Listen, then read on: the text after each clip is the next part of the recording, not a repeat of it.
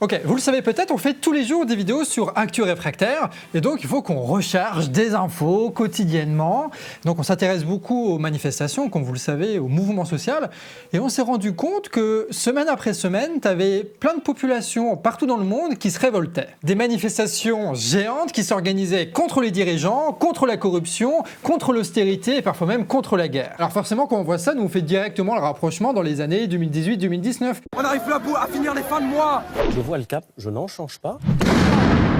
Oh là là là là. Moi j'entends la colère. C'est là-haut, c'est le capitalisme. Tu sais, avec les gilets jaunes, les mouvements à Hong Kong, en Algérie, au Soudan ou en Colombie, un cycle de lutte massif et mondial qui a pris fin avec le Covid. Mais aujourd'hui, le peuple est de retour et chaque mois voit un nouveau pays se révolter. Et déjà, on va commencer avec ce qui s'est passé en Serbie. Ce mois-ci, une manifestation historique a réuni 325 000 personnes rien que dans la capitale à Belgrade. Mais il y avait des manifestations partout dans le pays qui comptent 6,6 millions d'habitants.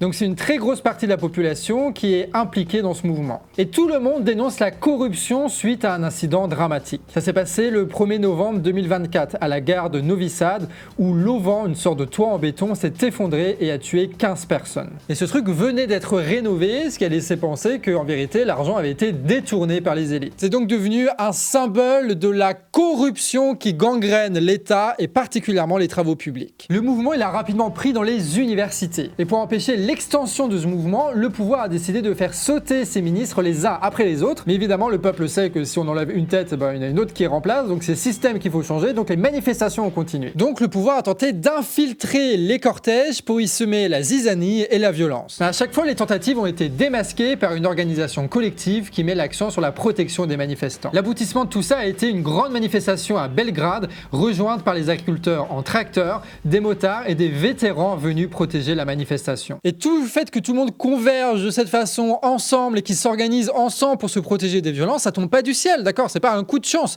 parce qu'en fait ils ont organisé tout ça. Et cette organisation collective, solide, qui protège les manifestants et coordonne le mouvement, c'est ce qui a fait la longévité de ce mouvement-là qui dure depuis 5 mois. Donc si on veut durer dans le temps et surtout si on veut contrer les pièges qui nous sont tendus par les oligarques tout en haut, eh ben il faut qu'on arrive à se parler, il faut qu'on arrive à prévoir des choses et qu'on arrive à s'organiser. On puisse se déléguer des tâches, genre la sécurité, la bouffe, la coordination, la planification, et que chacun ait une tâche, un rôle, qu'on décide tous collectivement ce qu'on veut faire et qu'on avance ensemble. Et pas juste qu'on se rejoigne à un moment donné, plein d'émotions et de colère. Il faut ça, mais ça suffit pas. D'ailleurs, la police a testé contre les manifestants une nouvelle arme sonore, des images qui font froid dans le dos et qui montrent la vraie nature de l'État, celle de défendre par la violence et le mensonge les privilèges de certains. Et ce grand mouvement, il a eu des échos jusqu'en Grèce, puisque le 28 février de cette année, tu as des manifestations de masse qui ont lieu pour exiger enfin la justice et la vérité sur un accident ferroviaire qui s'est passé en 2023. Les manifestants dénoncent exactement la même chose, c'est-à-dire la corruption et surtout l'opacité de l'État sur cette affaire. La corruption, l'opacité, les mensonges, c'est quand même des trucs qu'on retrouve aussi en France. Cette manifestation massive, elle s'est accompagnée d'une grève générale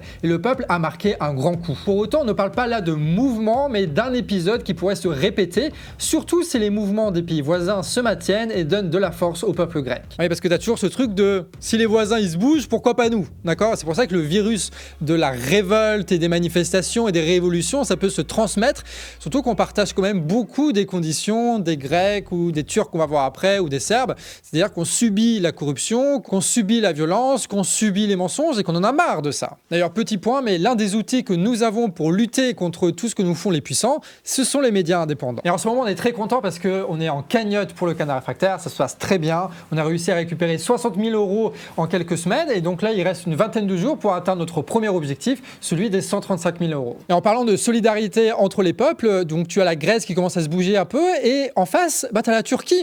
Et la Turquie, eux, ils sont vraiment très très chauds. Et oui, le peuple turc lutte lui aussi contre son État. Mais là-bas, l'État est incarné par un homme qui est au pouvoir depuis 20 ans et qui a concentré tous les pouvoirs, c'est Erdogan. Et Erdogan, il a décidé d'arrêter son futur opposant à la présidentielle. Et cet opposant, c'est Ekrem İmamoğlu, qui appartient au CHP. Et le CHP, il a remporté une victoire écrasante lors des dernières élections municipales. Du coup, 14 des 15 grandes villes sont tombées entre les mains du CHP. Donc un président qui s'accroche au pouvoir contre le peuple, malgré le fait qu'il ait perdu des élections, Ça te dit pas un truc, ça? Et donc, pour éviter que le scénario ne se répète pour les futures présidentielles, Erdogan a tout simplement enfermé son opposant, qui est par ailleurs pas n'importe qui, c'est le maire d'Istanbul. Sauf que les Turcs, ils en ont par-dessus la tête de Erdogan qui s'accroche au pouvoir et qui ne veut rien lâcher. Donc, il ne se laisse pas voler cette élection. Du coup, dès mercredi dernier, tu as eu des manifestants qui sont descendus en masse dans la rue pour protester malgré l'interdiction. Et la réponse de la police a été de frapper dans le tas. Sauf que ça n'a pas suffi pour faire rentrer les gens chez eux, bien au contraire, puisque au lendemain, tu as d'autres manifestants qui sont revenus encore plus nombreux. Et au bout du 3e jour, tu avais 300 000 personnes dans les rues des principales villes d'Istanbul, d'Ankara et d'Azmir. Mais la répression elle est très violente, puisqu'à ce jour, 1400 manifestants ont été arrêtés et une chaîne de télé proche de l'opposition a vu sa diffusion coupée. Même le correspondant de la BBC a été expulsé et 8 journalistes arrêtés. Et malgré tout ça, le courage des Turcs fait que les manifestations continuent et que la contestation déborde même sur le thème de la pauvreté, des inégalités économiques qui sont très frappantes en Turquie. Alors il ne faut pas faire des comparaisons hâtives, tu vois, genre comparaison n'est pas raison, tout ce que tu veux, mais quand même, il y a un point, un seul, qui est commun avec les gilets jaunes, je prends des pincettes, t'as vu, c'est que on commence à lutter contre notre président, et puisqu'on est ensemble, qu'on se parle ensemble, et ben on remarque que c'est vrai que Macron c'est le problème. Mais tout le gouvernement, c'est le problème. Et puis ce système économique, c'est le problème aussi parce qu'on est appauvri, parce qu'on est exploité, parce qu'on a des conditions de vie qui sont dégradées, parce que ça n'a pas de sens dans la société dans laquelle elle prend comme direction, tu vois, qu'il y a la guerre qui nous est promise. Donc tu te dis, ouais, il y a vraiment des choses à faire. Et c'est ça qui est très fort. Je trouve que la première utilité de ce genre de mobilisation, c'est de briser l'isolement politique. C'est de contredire tous ceux qui pensent qu'ils sont tout seuls à ressentir une forme d'injustice et qui se pensent impuissants à pouvoir y réagir. Et je trouve que c'est ça qui est important, même dans les manifestations qui sont juste centrées sur un bonhomme, c'est qu'on se parle, on se parle, on se parle. Et à partir du moment où on se parle, tout est possible. D'ailleurs, en Indonésie, tu as aussi des manifestations massives contre l'État. Et ça s'est passé jeudi dernier quand les parlementaires ont voté une loi qui permettra aux militaires de faire leur retour dans les instances gouvernementales. Du coup, les généraux, ils peuvent siéger à la Cour suprême, au bureau des procureurs généraux, mais aussi dans des hauts postes des entreprises d'État. Et donc là, évidemment, les Indonésiens, ils voient le truc évident, le nez au milieu de la figure, qui est que tu vas avoir d'énormes conflits d'intérêts là-dessus. Et pareil, des abus, et puis de la corruption, et de l'opacité. Tu vois, c'est toujours les mêmes problèmes. Parce que quand tu cumules les postes comme ça, c'est moyen. Et puis ça rappelle des mauvais souvenirs au peuple qui a vécu sous dictature entre 1965 et 1998. Et à cette époque-là, c'est précisément l'appui de l'armée qui a permis à un général de garder le pouvoir pendant 33 ans. Du coup, au moment du vote, tu avais des millions de manifestants réunis devant le Parlement. Et les députés, ils ont voté cette loi dans un Parlement transformé en forteresse, pendant que des canons à eau repoussaient la population. Et ça arrive un mois après la révolte de la jeunesse contre les coupes budgétaires massives qui allaient notamment sucrer les bourses étudiants. Non mais une opposition contre des présidents, contre des conflits d'intérêts, contre de l'opacité, et en plus de ça, contre de la précarité et contre des austérités. Enfin, je veux dire, c'est toujours la même histoire qui se répète. C'est pour ça qu'il faut bien comprendre que c'est pas mystique les mobilisations. Je veux dire, c'est parce qu'on partage les mêmes conditions, qu'on fait face aux mêmes problèmes, qu'on réagit de la même manière. Et tu vois, souvent on dit, mais oui, mais même si on fait une révolte en France, qu'on fait une révolution en France et que ben, on se retrouvera tout seul, donc on va faire quoi? Tout seul, tu peux pas faire grand-chose. C'est là où tu te dis, non, mais si nous on arrive à faire quelque chose de grand, les copains à côté ils vont réussir à le faire aussi, les camarades à côté ils vont le faire, d'accord? En Indonésie ils sont aussi prêts, et en Serbie ils sont aussi prêts autant que nous.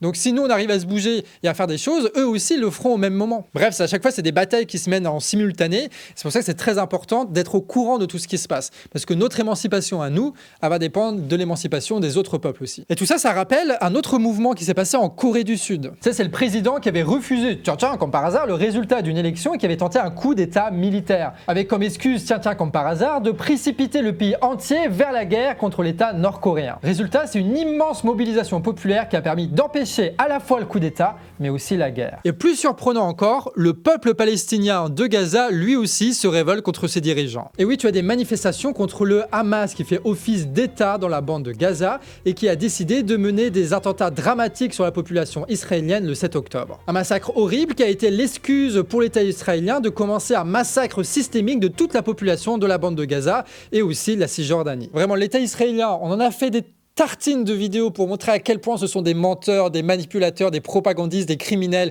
qui devraient tous être en prison à l'heure actuelle. Mais autant la stratégie du Hamas qui consiste à massacrer des gens et à faire genre après de jouer les victimes pendant qu'ils sont au Qatar tranquillement dans des hôtels de luxe, C'est moyen quand même. Ces manifestations montrent qu'une partie du peuple de Gaza en a marre du Hamas qui joue avec les vies de son peuple en sacrifiant sous les bombes israéliennes pour continuer la guerre. Et c'est ce que dénonçaient les manifestants à Gaza en disant le slogan Hamas dehors. Et ces manifs, c'est aussi un énorme symbole envoyé à tous les propagandistes qu'on a vus sur les plateaux télé qui assimilent le peuple palestinien à l'organisation terroriste du Hamas. Et pour te dire, même aux États-Unis, ça bouge. Alors, dans d'autres proportions, mais c'est quand même assez notable. Les derniers meetings de Bernie Sanders, la grande figure socialiste états-unienne, attirent des foules records depuis 2008. Et le slogan de ces meetings, c'est combattre l'oligarchie. Sanders et ses troupes y sont venus remplir le trou laissé par l'apathie des démocrates face à l'administration états-unienne. Le journal L'Humanité parle de nouveaux électeurs qui sont venus voir Bernie Sanders pour l'analyse politique qui permet donc de comprendre la situation et de ne pas se laisser faire. Bref, en Serbie, en Turquie, en Grèce, en Indonésie, à Gaza et même aux États-Unis, il se passe quelque chose en ce moment. Parce que l'injustice produit toujours une réaction et que le travail et le courage de ces millions de personnes permettent d'y résister. Pour empêcher des coups d'État, pour empêcher des guerres, pour dégager leur président, pour continuer le combat politique, qu'importe, l'important est de se mettre en action. L'important est de se parler, c'est de tenter des choses et c'est de ne rien laisser à la déception ou au hasard et de ne pas oublier qui sont nos adversaires. Et j'espère que cette petite vidéo best-of de ce qu'on avait écrit pour Actu Réfractaire vous plaît. Ça permet en fait de faire des synthèses très rapidement pour nous et pour vous, ça permet de suivre si vous ne suivez pas Actu Réfractaire.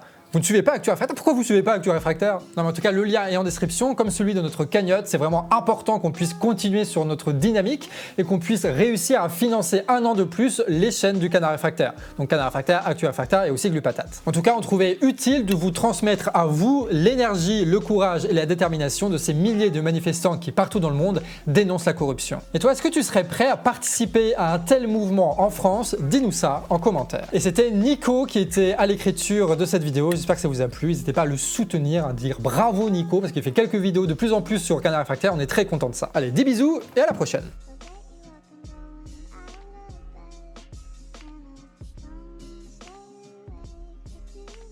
Quack.